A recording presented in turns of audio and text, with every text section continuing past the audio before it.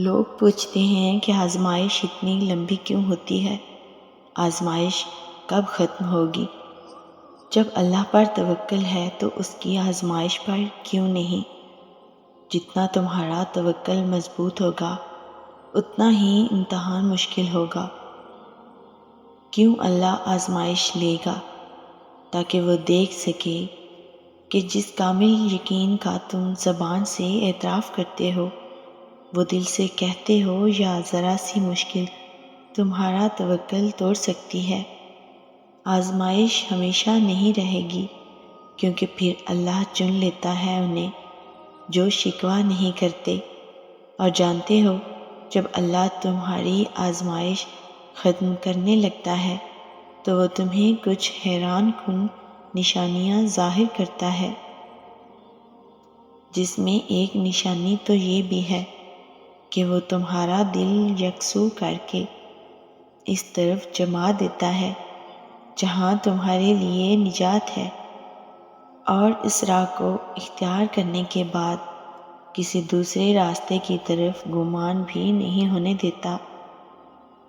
کیونکہ جب تمہاری سوچ، تمہاری پسند ناپسند اس قدر اور بلند معیار کے مطابق ہو جاتی ہے نا، جو اللہ نے تمہاری فطرت کے مطابق بنائی ہے، تو تمہاری مضطرب زندگی میں سکون بھر جاتا ہے۔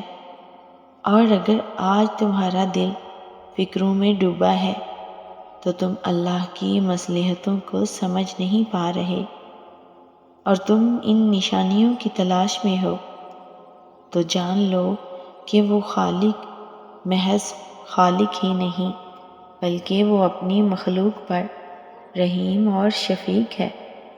جب تم مسلسل اللہ کے ذکر کو اپنی زندگیوں میں شامل کر لو تو عن قریب اللہ تمہارے دل کو پھر سے شادابی دے کر ایک نیا عروج تمہیں عطا کرے گا۔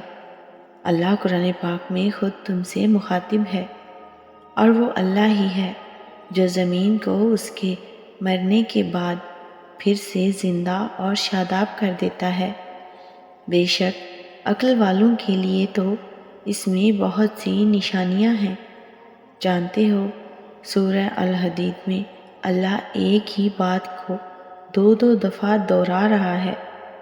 یہ ایک طرح سے تمہاری یاد دہانی ہے کہ ہر وہ پریشانی، ہر وہ مسئلہ اور ہر وہ بیماری جو تمہاری زندگی کو آج متاثر کر رہی ہے، وہ پوری طرح تمہارے رب کے کنٹرول میں ہے، اور ہر وہ چیز جس کے کھونے کا خوف یا جسے پانے کی خواہش تمہیں بے چین رکھتی ہے، وہ اس رب کے حکم کے تابع ہے۔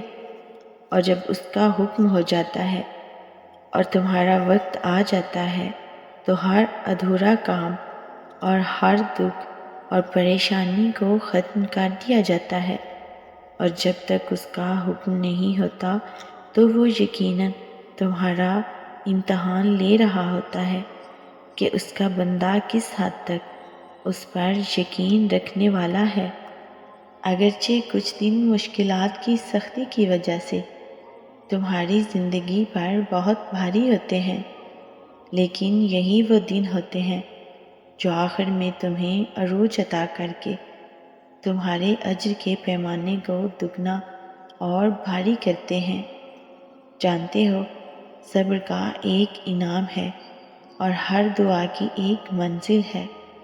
مولانا رومی فرماتے ہیں کہ تم ہرگز اپنے گزرے ہوئے پر افسوس نہ کرو، کسی چیز کے چھننے پر دکھ نہ کرو، کسی حسرت اور ندامت میں ڈوبے نہ رہو۔